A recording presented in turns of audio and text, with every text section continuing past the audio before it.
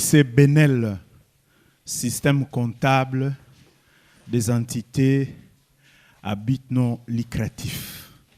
Lorsqu'on parle de la comptabilité, sur le plan étymologique, la comptabilité vient de comptabilité, c'est-à-dire, je peux quand même écrire ça, comptabilité,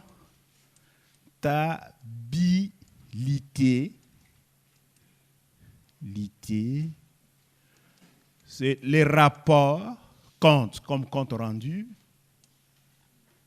A, c'est la préposition à. B, c'est de. Lité ici, c'est liste. Voilà, donc, sur le plan étymologique, la comptabilité, c'est un rapport à deux listes. C'est comme ça qu'on dira toujours actif, passif, débit, crédit, emploi, ressources, entrée, sortie, bénéfice, perte, fournisseur, client, etc. Retenez que la comptabilité, c'est un système.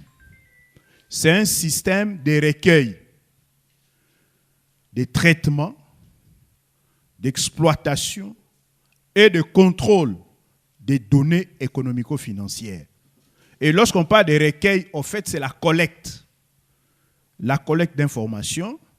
Et les informations réalisées par l'entité sont véhiculées à travers ce que nous appelons les pièces justificatives. Maintenant, nous allons entrer dans notre matière. Les entités à but non lucratif. La comptabilité. Une entité à but non lucratif est une organisation, il y a une bouffée là-bas, poursuivant un but désintéressé et dont les ressources éventuellement générées par l'activité servent au fonctionnement et à la réalisation de son objet social. Donc, une entité à but non lucratif, c'est une entité qui ne poursuit pas la lucrité, c'est-à-dire qui ne poursuit pas les bénéfices. Voilà l'élément essentiel. Et pourquoi nous insistons sur la comptabilité des entités à but non lucratif? Pourquoi on ne tiendrait pas la même comptabilité que celle tenue par les entités à but lucratif comme les sociétés commerciales? Pourquoi doit-on insister sur la particularité de cette comptabilité-là? Ça va? Les entités à but non lucratif ont un mode d'organisation et de financement particulier qui ne peut être pris en compte par le plan comptable général OHADA. Lui-même, ce plan comptable général OHADA, conçu à partir de l'activité économique des sociétés commerciales. Les dons, les subventions, les bénévolats, les fonds dédiés, qui jouent un rôle essentiel dans la vie des entités à but non lucratif, sont en effet absents du plan comptable applicable aux sociétés commerciales. Le schéma est là. L'acte uniforme relatif au système comptable des entités à but non lucratif, c'est d'abord une question de droit. Ça va? C'est une question de droit. Et en annexe, on a la question financière, la question comptable. Alors, la partie principale donc, de cet acte-là comprend, comme je le disais, 28 articles et 5 chapitres.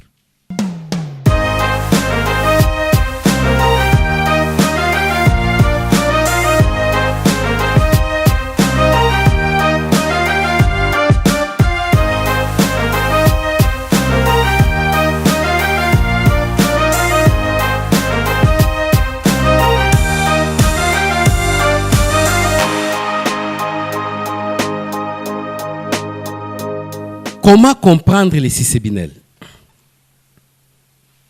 Dès lors que je viens de dire tout à l'heure que les CCBNL, c'est un référentiel qui ne traite que des opérations spécifiques.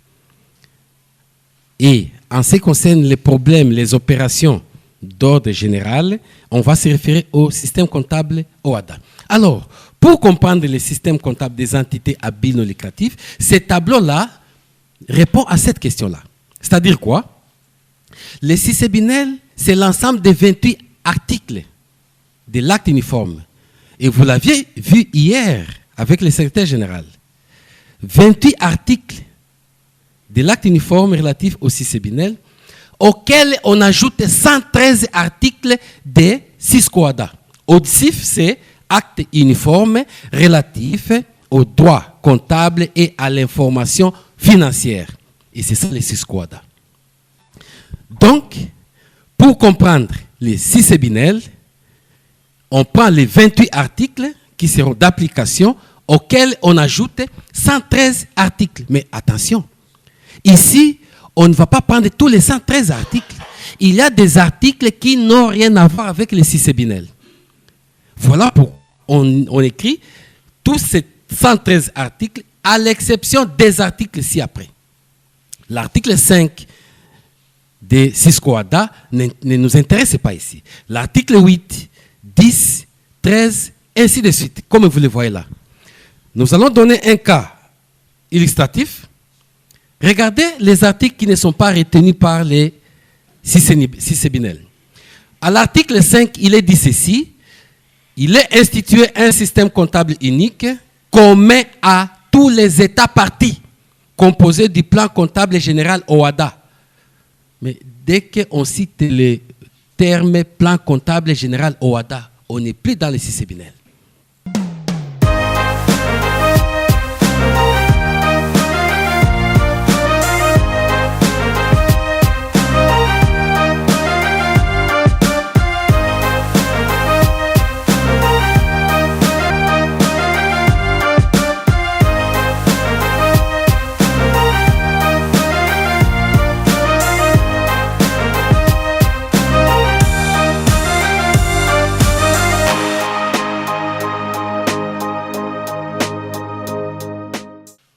Aujourd'hui, nous allons partager, je dis bien, partager avec vous le nouveau référentiel basé sur les entités à but non lucratif. Vous allez comprendre que ce référentiel a suivi les pas du référentiel basé sur l'acte uniforme relatif aux droits comptables et à l'information financière. Ce référentiel a repris les différentes dispositions telles que prévues dans le droit comptable, mais il y a de spécificités qui se sont alignées dans la réalité des entités à but non lucratif. Alors, s'il faut aller plus loin, vous allez constater que le référentiel CCBNL comprend deux annexes. Le référentiel CCBNL comprend deux annexes. Vous allez voir que dans le premier volet, ou dans la première annexe, nous avons ce qu'on appelle les dispositions relatives au droit. C'est-à-dire, quand nous parlons du droit des affaires, c'est le droit. Quand nous parlons du droit comptable, de l'acte uniforme relatif au droit comptable et à l'information financière, c'est d'abord le droit. Donc, ces référentiels a comme première partie les dispositions juridiques. Et les dispositions juridiques de ces référentiels ne comportent que 28 articles.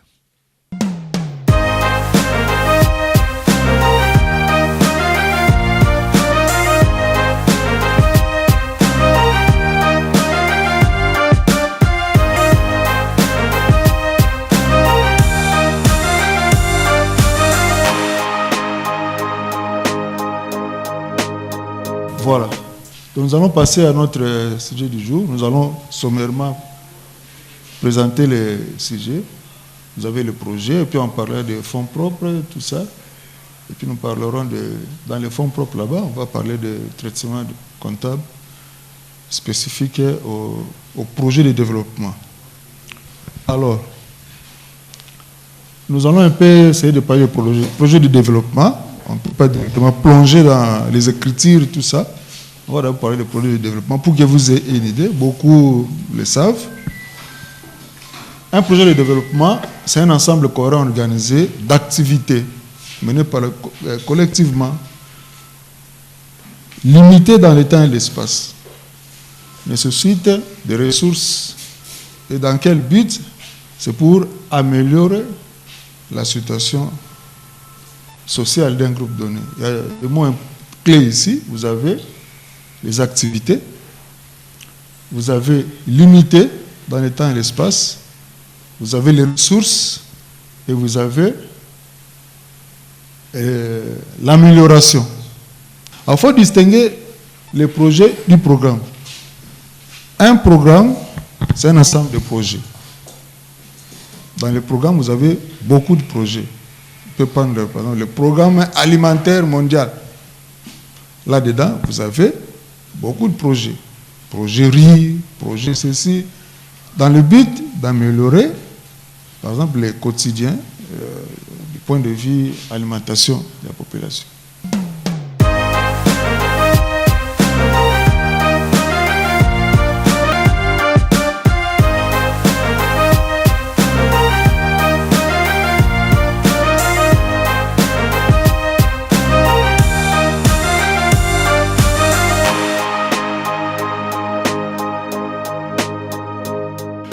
Que faut-il retenir lorsqu'on parle du modèle des états financiers à Cissé-Binol? Les entités à but non lucratif, du point de vue de leur entendement, c'est en fait déjà la loi, c'est en fait déjà l'acte uniforme, c'est en fait déjà les dispositions qui nous fournissent de plus amples détails.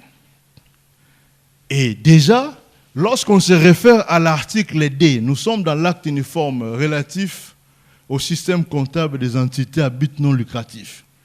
On nous définit déjà l'entité à but non lucratif. Maintenant, pour le tableau de flux de trésorerie, en dehors de la balance, on a encore besoin d'autres éléments. D'autres éléments qui seront tirés du bilan, du compte de résultats.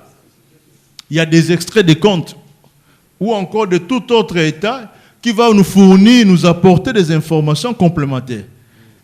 Et même à l'OADA, c'était toujours pareil. Vous voyez? Donc la démarche était pareille. Mais si je dois souligner un élément, en OADA, nous calculions ces flux par une approche qui est différente de celle de Cissé-Binel. En OADA, nous avions une approche dite indirecte. C'est-à-dire, nous passons par un flux de trésorerie qui était potentiel. Okay? Nous passions par la CAFG. Et de la CAFG, on commençait à opérer des retraitements, n'est-ce pas? On éliminait certains produits qui étaient constatés en comptabilité, mais qui n'ont pas su se transformer ou donner lieu à un encaissement. On commençait à faire ces gymnastiques-là. Mais dans les Cissé-Binel, ce n'est pas pareil. Là, on a une approche directe. C'est-à-dire, on présente directement les entrées comme ça. On dit encaissement par rapport à tel produit, encaissement par rapport aux ventes des marchandises, encaissement par rapport aux ventes, encaissement par rapport aux dîmes, par rapport aux offrandes, encaissement par rapport à ceci. Vous voyez un peu la pause. C'est là où il y a cette différence-là.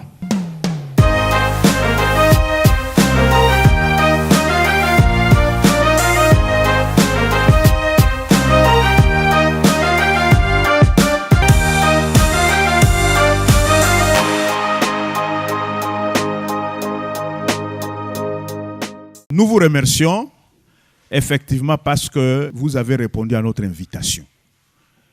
Nous vous remercions pour votre assiduité et vous étiez vraiment très intéressés. Dès les premiers jours, j'ai vu qu'il y avait des questions très pertinentes.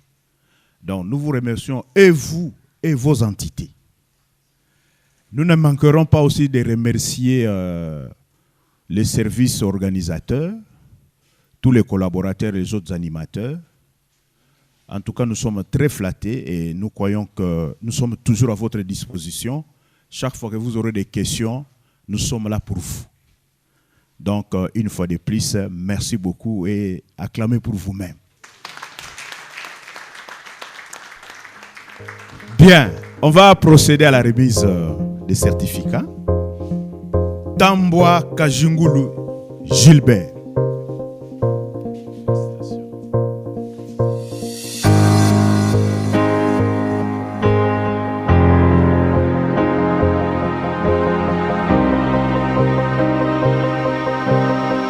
Awazi Saïd Bodouna.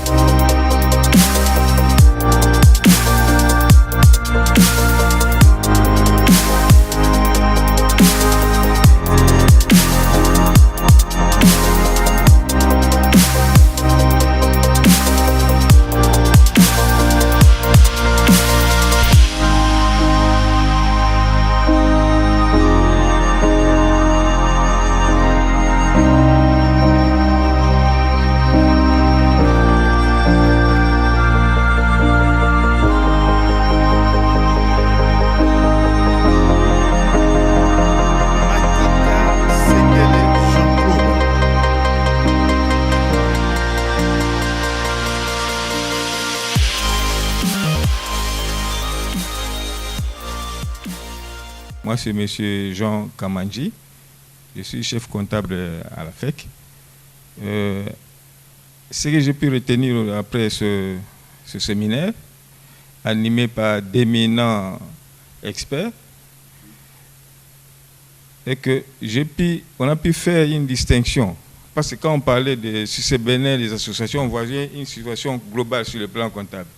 Mais après ce séminaire, on a pu faire une distinction entre, sur le plan comptable, la tenue de la comptabilité des associations et celle des projets de développement.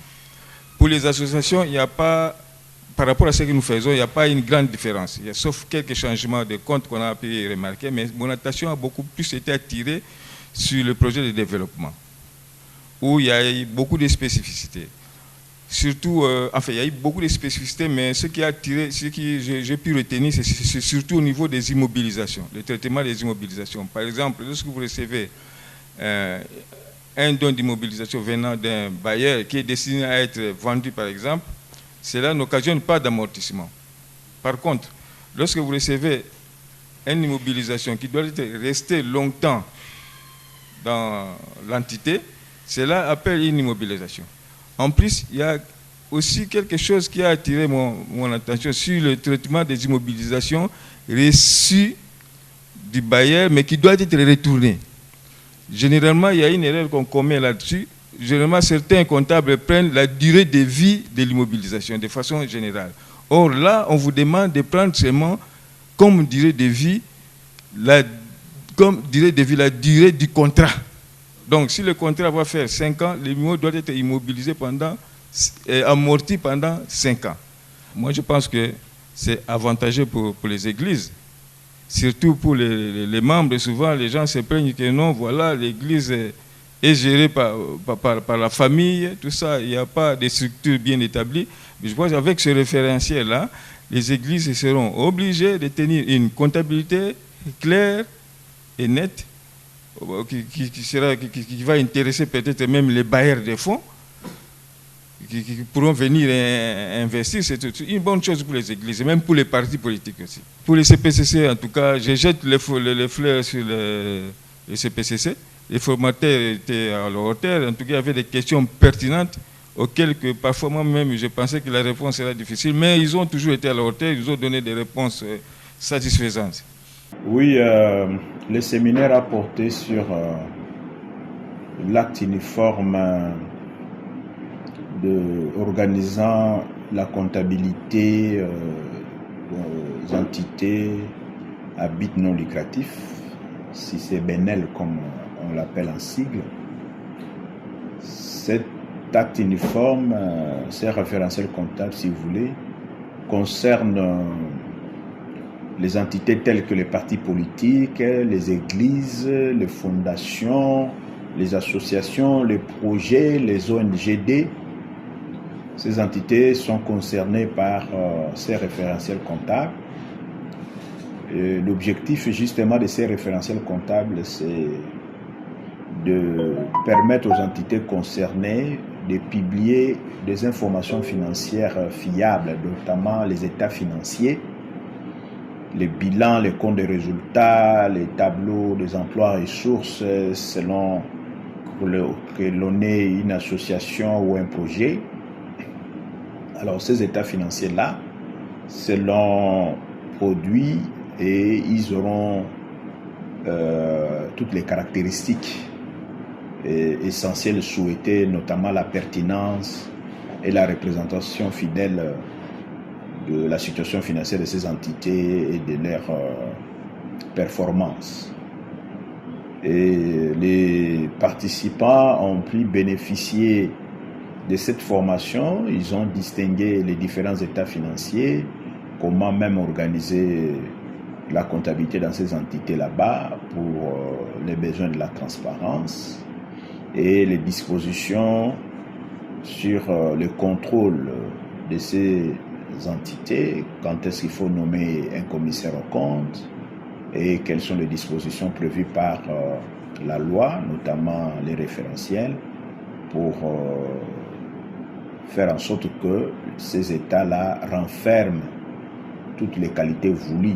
Donc, non seulement les qualités essentielles que j'ai citées, il y a aussi des qualités auxiliaires, notamment la comparabilité de ces états là-bas, la vérifiabilité des états financiers, la rapidité dans leur production et l'intelligibilité de ces états là-bas, tout en respectant les principes comptables fondamentaux.